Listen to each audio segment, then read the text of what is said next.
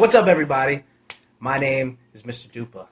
With me, as always, is the indescribable Dave Romero.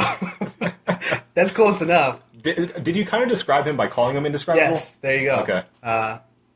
What is that? What? Yeah. And the incredible Adam Obesis And Rodriguez. the non-existent Adam Rodriguez. He's here, but he's not. Why is he incredible? Because he didn't force me to do all That's this. bullshit. It's true. Today's brew is the Fade to Black Stout Ale from the Left Hand Brewing Company. Yeah. It was brewed on the banks of the mighty St. Vrain. Fade to Black. That time of year when the light fades away. Brewed for the darkness. What are you doing? Fade to Black speaks volumes. That's enough. That's what it says on the Close thing. it out. Let's go. Oh, Jesus Christ. This is the One Beer and Podcast. Too many cooks, everybody.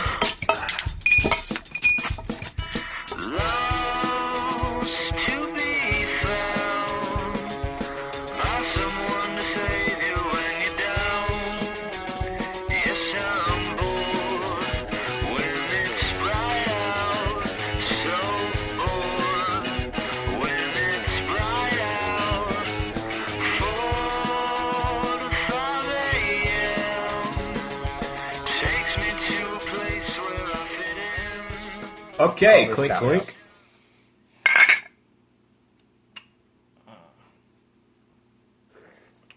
Pretty solid. Yep.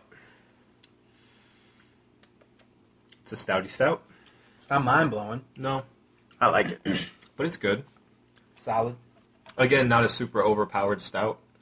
But I wouldn't say it's like very drinkable either. Like it's somewhere in the middle. Okay. Not many opinions on this. Yeah. Yeah, it's not, yeah. It's, I mean, it's not as good as their milk stout, their Oh, no, nitro. no. Nah, yeah, nothing comes close to that. Yeah. So, We would recommend that over this one, I yeah. guess. yeah. If you're going stout, you might as well go all the way. Yeah. That said, Burr. I'm going 4. There you go. Unanimous 4. Yep. This beer's good, but it's boring. Yeah, Yeah. it's not... But I mean, we're talking from our perspective, obviously. If somebody isn't used to having like a real stout, other than like a Guinness, this is probably going to be mind blowing. Yeah, I mean, it's a good launching point from, you know, Yeah. if you want something more than just putting it on silent. Not that. That was a very non-statement. I was not finished with the statement. Nah. That's why it was a You non-statement, because stopped. it wasn't done. I heard the period. Nah, if we can cut you off, you didn't really want to say it. Nah. That's the rule, man. If you were going a step above Guinness, Mhm. but you didn't want to go all the way, it's a good step above. Yeah. You know, if you're kind of It's a level. working your way in. It's a level above. Steps, yeah. Yeah.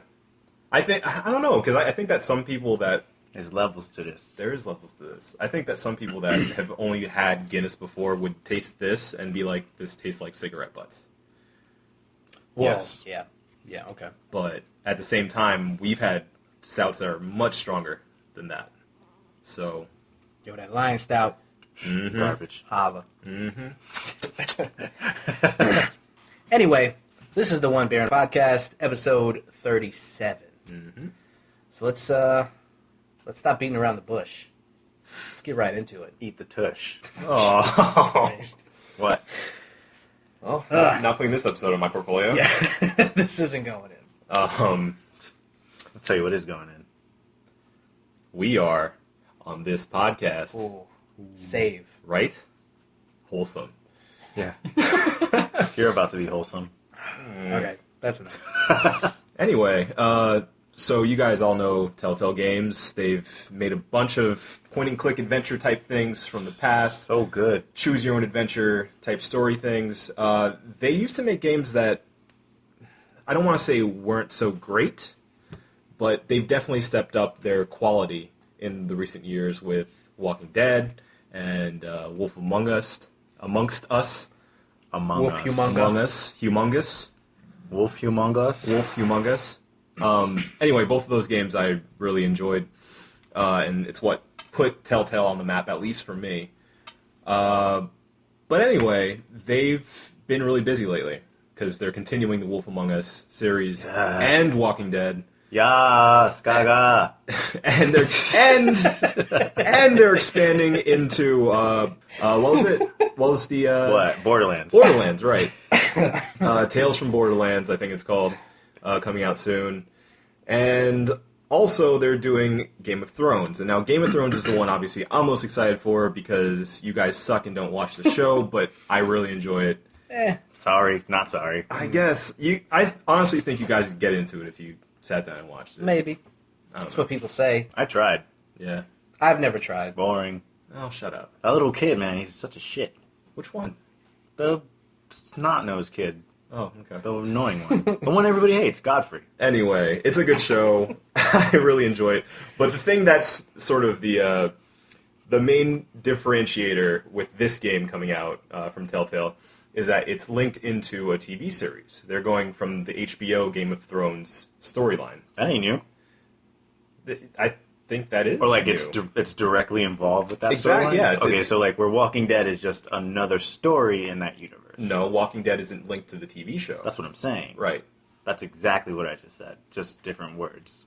No, because Walking It's Dead... different than what I said, but it's exactly what I It's said. totally exactly what you said, but not. Spinning wheels. Walking Dead is within the comic book universe, not the TV universe. The Game of Thrones game is special because it's linked into the HBO series, and they're apparently starting like from the beginning of the HBO series and going to end up in time for the new season coming out. So That's interesting. You'll be caught up in your game storyline by the time that the new season's coming out on TV. Yeah, if you play it. Like, Well. if you play it on time. Yeah, and if they come out with the game on time, because Yeah, So they're there's no notorious. actual So what you're Yeah, for saying delaying is, it. we don't watch the TV show, Yeah. but if we played the game, we could be caught up No. and get season. No, sir. No, sir. Disappointed. It's within the same timeline. You'll be caught up as far as chronologically within the storyline, but on the view of these separate characters that aren't in the TV show. How many years does it Okay, span? so nothing on TV matters with the game. It absolutely does. That's the point of it, that it's within the TV universe. So stuff that happens on the TV show impacts the game. I don't think that's been done before. I mean, there are certain, I think like some weird sci-fi game that ran concurrently with a TV series on sci-fi. Shit, what was that fucking game called? What? Yeah, I know exactly It what you're didn't do talking very about. well. The Toonami games? No. No. What? What are you even talking about? What? There were games online that you had to play for Toonami. And it was- Oh, like the Flash games? Yeah. Yeah, no. That was awesome. Not that. Anyway, I mean, there was that sci-fi thing, but that didn't really work out very well. I'm more interested in this because there is this set storyline that they have to go by. And I'm interested to see how they make interesting characters that can be risked like they are in every Telltale game, where you don't know if this character is going to live or die by the end of the episode or the end of the series, Right. depending on your choices within the game. So It's pretty difficult. Imagine if they took a character from the game and then put that person in the TV show. The actions they make in the game have to be Right. the same for everybody. Yeah. In order for it to be placed To work into out. a TV. Well, I don't like that. Yeah. So, I mean, the only way I could It's see cool, but it limits itself. the only way I could see it working out is if they had a set plan, as in like your story will be a little bit different by the end, but pretty much the same. Enough for them to introduce one character into the TV series. Defiance. Defiance was the name of it? Yeah, it was the show and the game. Right. We played a little bit of the game, did we not? Or did I just watch a trailer for it? I have the game. Yeah, we played it a little bit. I don't think we did. Yeah, we did. It was like I an remember online- playing it. It's not that great. Yeah, it's a bad game. Yeah. I didn't even know it was a TV show. Yeah. I downloaded it. Right. So anyway, my question to you guys is, what other what's the TV question? series would you like to see Telltale tackle in that way? I'll go first because I'm the master. Tell us, Master. I want a Breaking Bad one. I think that's the most easy transition. The Wire. Wire would be great too. Fives. No Yeah. fives for you. My answer was better. No. No. Sopranos would be pretty good too. That'd be neat. But they're already working with an HBO, so I mean, why not? Right. What else? See, you have to think what translates well to a video game. You know, you can't just think of like, well, that's a good TV show. And not only video game, but that type of video game that Telltale makes. Right. The choose your own adventure type game. Right. Sherlock. Yeah? Yeah. Because the investigation and everything. Yeah, I could see that. Because it takes a lot of the whole needing to have, like, gameplay, like, you know, chase scene, It fight could be scenes. an interactive kind of show. Right. Kind of thing. Mm-hmm. And I'd be down for that. You can accuse people and... Yeah. Get it they already wrong. have a Sherlock Holmes crimes. Oh, and, yeah. Or Punishment.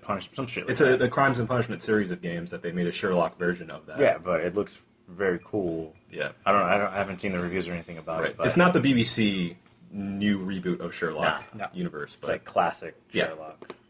Sherlock of the books. Oh, yeah, we saw the Benedict Cumberbatch impressions video. I didn't watch that. I've seen him do impressions, though. Not that great. They weren't great? No. Because Alan Rickman is spot on. Well, yeah, I don't think it's very hard for a British man to do Alan Rickman. Especially with a guy with that deep of a voice. Yeah. It's probably pretty easy. He just Yeah. slows it down. That's really, yeah. He does like. It's just not his thing. Impressions? Not his thing. I No. think they set him up, though, because it's like, he was in an MTV interview, and they're like, okay, we're going to play a game, you do impressions. Go. Yeah, that's never good. You have no unless- lines, just improv. Unless go. the person is like really good, like you do that to Kevin Spacey and he'll knock it out of the park. Bradley Cooper's pretty good with impressions. I've seen him do impressions; it's pretty good. I mean, he did a Christopher Walken impression that was awful. His Christopher Walken's not great. Everyone has one though, bad. Yeah. and the only one that I really like is Kevin Pollock. That's racist. That's his name. His is actually very solid. Yeah. But yeah, I mean, whenever they do that to celebrities, you're just like, okay, so let's play a game. You're famous. You do impressions. I cringed a little when he did it. It, Yeah. it hurts. It's like, don't- anytime they do do it. that to people. No, let me plug my movie and get out of here. Yeah, seriously. I mean, is that when they go in for interviews? Do they actually? They don't get like an itinerary of like, here's some questions we're gonna ask Talk you, or shows do they they do. just spring it on them? I don't know. On late night talk shows, It's scripted, basically. from what I understand, Jimmy Fallon's not scripted. He just tells them, you know, hey, we might talk about this, we might Yeah. talk about this, or we might play some games. But you know, just be ready for everything. The old school traditional ones, though, are. Letterman's is scripted. Conan is scripted. They know like every beat of the conversation.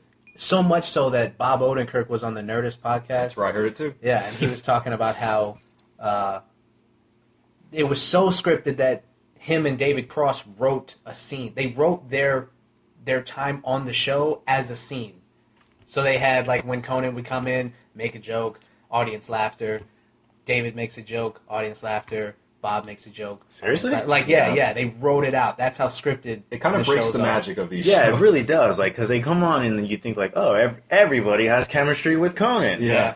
Nah. Nope. Well, I mean, you can kind of, if you watch it enough, he'll ask leading questions, and then you can see some like the celebrities who get it, they turn it into like a natural thing, but the ones who don't, they're like, oh yeah, right, and they have to remember like, oh yeah, I told him that's the story I was gonna tell now. Okay, let me tell that story. Like they get reminded, like because he knows how he's so professional enough to make a joke, make it everything entertaining, and then bring it all back. Like, okay, let's get on to whatever entertaining story you were going to talk That about. does, like, that shatters, like... Yeah, it's because when a comedian goes on there and they have an awesome segment, scripted. Yeah, well, stand-up comedians usually just do their bits. Yeah.